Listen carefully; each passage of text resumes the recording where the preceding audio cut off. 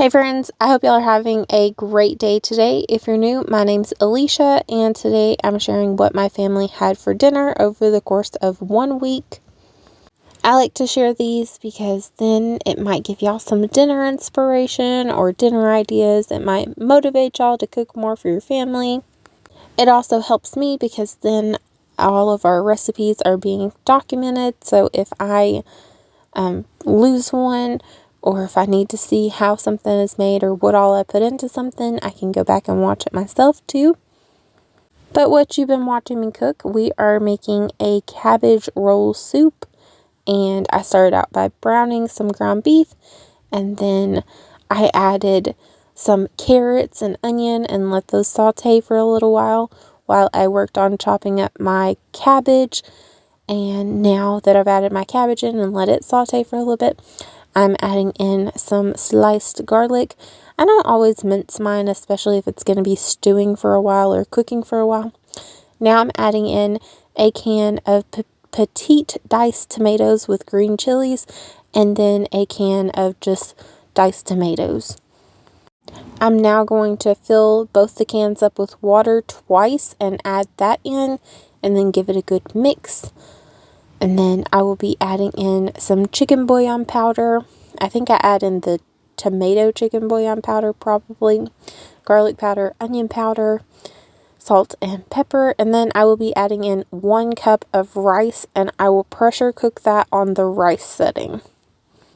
Once it has pressure cooked, I will let it rest for about 10 minutes before doing a quick release.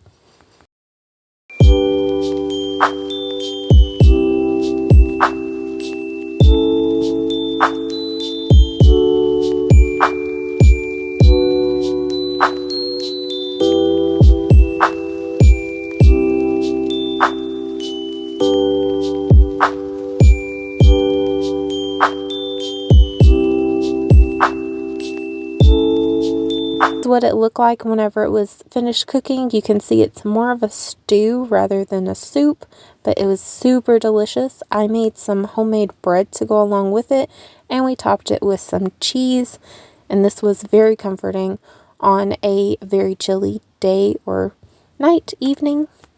On this night, I'm making a 1-pot chicken fried rice. This was super delicious and super easy. I'm starting out by browning some chicken breasts that I've cut up into smaller pieces, and I just want to get them browned on both sides. They do not have to be fully cooked. I think some boneless, skinless chicken thighs would be a lot better in this recipe, but chicken breasts work just as well. But chicken thighs hold moisture a lot better and can handle being overcooked, I think, or they can cook longer without drying out. I don't know. It was still very delicious and moist and flavorful, but once my chicken is cooked, I'm just going to set it off to the side, and then I'm going to cook a bag of sugar snap pea stir fry. So I'm just going to soften my stir fry blend, and at first I think I'm going to just use half the bag, but in just a moment you'll see that I add the rest of the bag, and I just want to let it soften and kind of scrape some of the brown bits off the bottom. But once it has completely thawed, at least, I'm going to set it off aside with the chicken, and then I'm going to toast up 2 cups of rice in my pan with a little bit of oil, and you want to get it nice and golden brown. It takes probably about 7 minutes to get this done. Of course, you don't have to do this. I think that it just helps the rice kind of hold its shape and kind of get that nice fried rice flavor, because we're not going to be frying it, because we're going to be cooking it in the pan with everything else.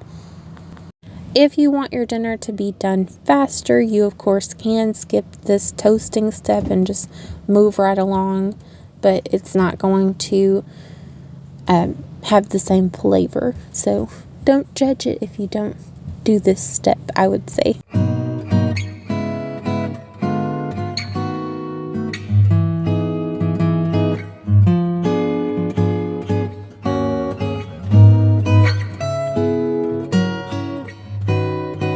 You can see my rice is nice and toasty now. It's very much golden brown. So now that we've got it golden brown, I'm going to be adding my chicken and veggies back in. And then I'm going to be adding some soy sauce, hoisin sauce, sriracha, and then 4 cups of chicken broth or water. I just use water with chicken bouillon. I'll add that in. Then I'm going to season it with probably just some pepper and garlic powder and onion powder.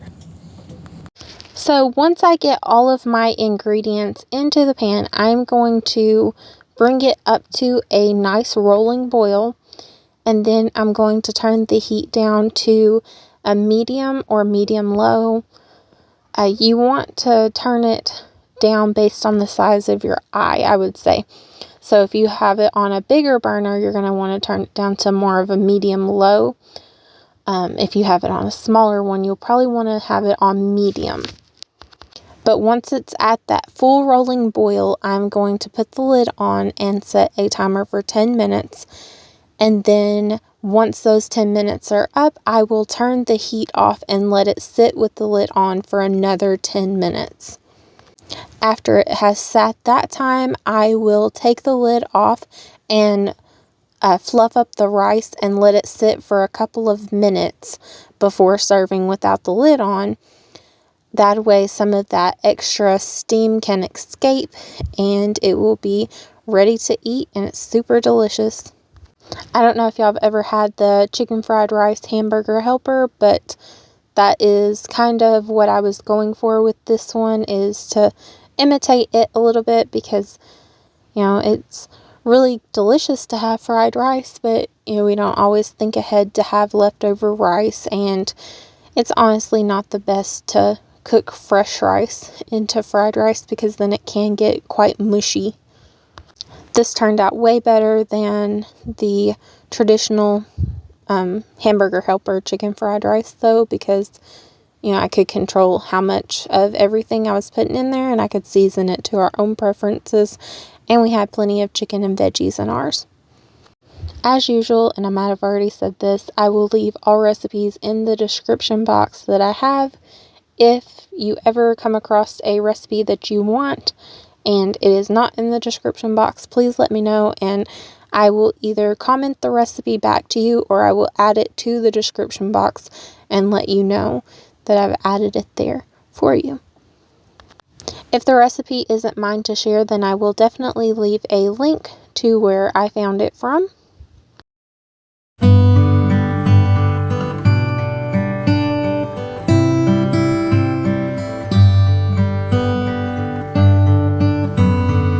What it looked like after it was finished cooking. Typically whenever I make one pot rice dishes, I'll have a bunch of things that are just kind of floating up to the top as it cooks. Whenever you're fluffing up your rice and kind of giving it a stir, everything will kind of mix together, so it's completely fine. I did let it sit for a few minutes in the pot like I told y'all, and here's what it looked like on my plate. This was super delicious. On the next night, we had a super delicious, easy, quick family favorite meal, and it is tuna mac. So I just made up some mac and cheese, added some tuna and some canned peas to it, and dinner was done. It was super good. On the next night, I'm making a Mexican cornbread casserole. I'm starting out by chopping up some onions and garlic, and I'm also going to be cooking some ground beef in my pan along with those onions and garlic.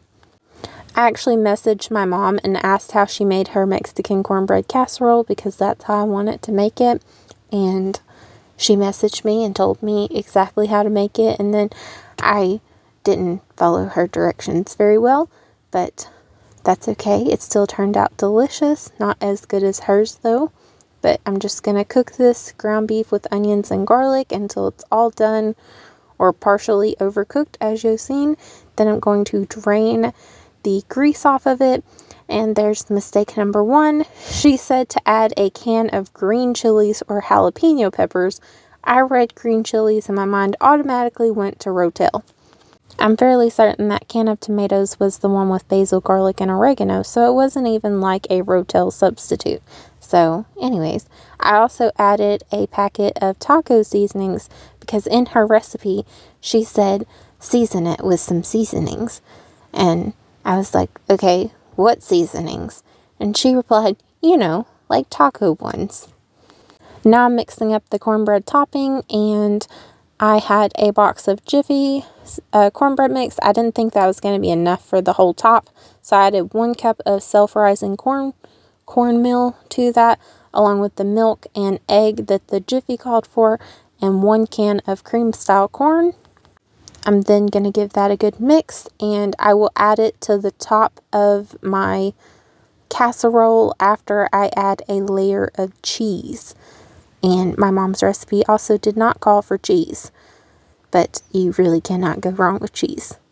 I know that I was excited to have the cheese there. So once I get all my cheese down, I'm going to add all of the cornbread mix and then another layer of cheese and some jalapeno slices to the top of just half. Y'all can see I just did a absolutely fantastic job at stirring this cornbread mix because I have dry clumps still. That's okay. You gotta stir that little part in. You'll notice I just kind of stirred in where it's at, and it's fine. So long as it's hydrated, it'll cook. So once I get it ready to cook, I am going to bake it in the oven at 475 for about 10 minutes.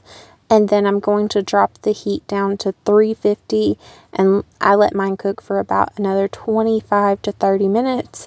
And if you want to go by my mom's instructions, she says once you drop it down to 350, you just cook it until it's done. I have a feeling that if I don't quit picking on my mom's recipe, she's not going to be willing to share that many more of her recipes with me.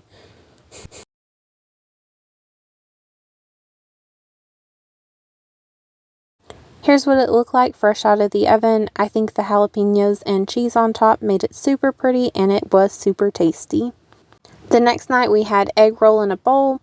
It's super delicious. It's one of my favorite meals.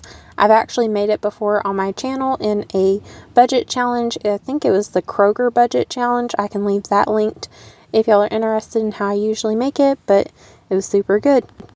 The next day was Thanksgiving, and we had a Thanksgiving feast. We weren't going to. We were just going to mostly have sides, but we were given a turkey last minute, so my husband smoked it on his grill. We had both kinds of cranberry sauce. I prefer the jellied kind, so that's what I had. Then we had meviled eggs. Those are jalapenos on top.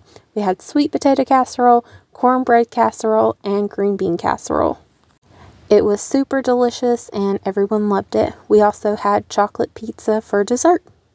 On the next day, I'm making a white bean and veggie Thai red curry, and we had it with rice. It was super delicious. I love Thai curries. So I'm starting out by sautéing my veggies. I am starting out with this stir fry blend, and I'm also going to add a bag of frozen broccoli florets. One of my kiddos especially really loves broccoli, so that's why I wanted to add some more of just the broccoli, because although she won't eat most of the other stir fry veggies currently, she's not willing to try them. She really enjoys broccoli, so I know I will be picking those out for her. Once I get those sauteed a little bit, I'm going to be adding in a can of white beans. Normally I would cook my own beans, but I decided to take the easy route this time and just use a can of beans, because I do have some cans of beans, and so occasionally I will use them. But I'm also going to be adding in some lemon juice and some lime juice, and then some seasonings. The seasonings include salt, pepper, onion powder, garlic powder, chicken bouillon powder to make chicken broth, and then some red curry paste. I'm going to be adding in half of one of those little tiny jars. You'll see it in a little bit. And I will also be adding in some soy sauce and some sriracha. I also will be adding in some parsley and some brown sugar. And then I'll add some water to make the chicken broth and a can of coconut milk.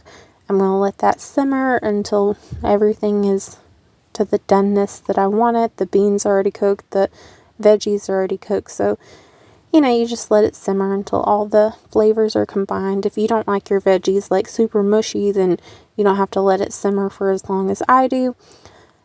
We like our veggies to be kind of moosh sometimes, usually. So I let mine simmer for longer because then I feel like all the veggies really take on that really delicious curry flavor.